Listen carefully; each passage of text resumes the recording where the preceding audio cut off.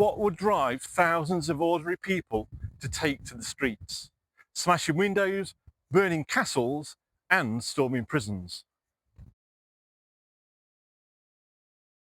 On the 2nd of October 1831, riots erupted in Nottingham and Bristol that shocked Britain to its core. These weren't just outbreaks of anger, they were a roar against a political system that refused to budge. But why did ordinary citizens feel they had no other choice but to riot? And how did those violent days pave the way for one of the most important reforms in British democracy? Welcome to the Making of Britain. I'm your guide through the stories of how Britain changed, often painfully, into the country we recognise today. In this special October episode, we'll explore how the 1831 Reform Bill riots forced open the gates of democracy, even as fire and fury threatened to burn them down. Picture the Britain of the early 19th century. The Industrial Revolution is in full swing. New factories, towns and railways are reshaping the landscape. But the political system, that's frozen in time. Many towns like Manchester, Birmingham and Leeds, booming with the workers and industry, have no MPs at all. Meanwhile, the rotten boroughs, places with only a handful of voters, can send 2 MPs to Westminster. This was a system designed centuries earlier, now stretched to breaking point. Our composite character for this episode is Samuel Walker, a Nottingham framework knitter, one of those skilled artisans whose trade was under threat from industrial machines. Samuel works long hours, struggles to feed his family, and sees factories rising all around him. Yet he has no vote, no representation, and no voice in Parliament. So why was a man like Samuel, living in a bustling industrial city, shut out of power, while a crumbling village of fewer than 20 voters could send MPs to London? The answer lay in the rigid electoral system and a parliament dominated by landowners.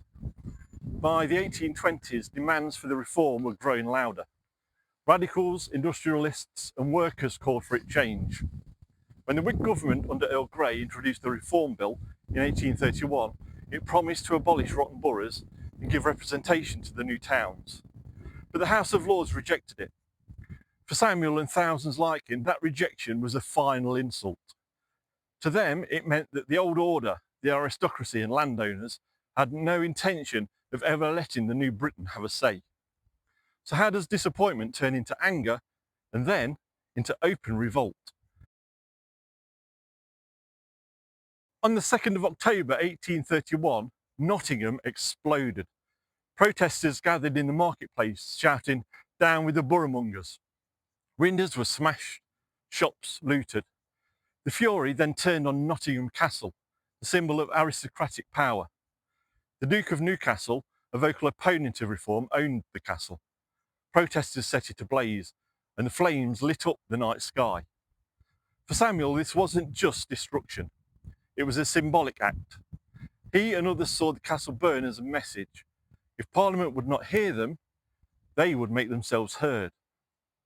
So if Nottingham was dramatic, why did Bristol's riots prove even more shocking?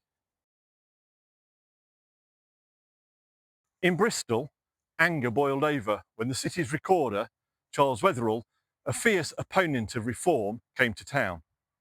Crowds jeered, then surged. For 3 days, Bristol descended into chaos. Prisoners were freed from jails, mansions were torched, and government buildings destroyed.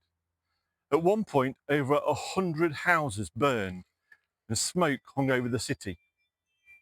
Ordinary people, tradesmen and labourers, people like Samuel's counterparts in Bristol, turned fury into a revolution on their own streets. But while some cheered, others feared Britain was on the brink of a French Revolution. But how did the government respond? With repression or with reform? The government's first response was force. Troops were sent in. And in Bristol, dozens of rioters were shot dead. Courts followed with harsh justice. 4 men were hanged for their parts in the riot. Samuel in Nottingham saw the crackdown as a warning. Resist and you will pay dearly. Yet he also saw something else stirring. Because despite the violence, the riots made one thing undeniable. The country was ungovernable without reform. Did the riots succeed in forcing change, or did they simply harden resistance? The pressure was too great to resist. In 1832, after months of political deadlock, protests and fear of further unrest, the Great Reform Act passed. Rotten boroughs were abolished. Industrial cities gained representation. About 1 in 5 adult men now had the vote. Still a minority, but a major step towards democracy. For Samuel, it was bittersweet. He still didn't qualify for the vote, his income was too small. But he knew that something irreversible had begun. Power was no longer the private property of the aristocracy. But if the Reform Act opened the door, why did so many people remain locked out for decades to come? Looking back, the riots of Nottingham and Bristol were moments when fire and fury forced the hand of Parliament. They exposed the deep injustice of a system that ignored whole cities while empowering tiny hamlets. They showed that when peaceful petition failed, the people would not stay silent. Samuel Walker fades back into history, one of countless men whose anger and frustration helped bring change. And we today can reflect on that paradox. Democracy was not given, it was fought for, sometimes in the blaze of burning castles and the rubble of ruined streets. Thank you for walking a little further down the road that made Britain with me. The story winds on. Try this one. I think you'll like it. Until then, thanks so much for watching. Take care, and I'll see you very soon.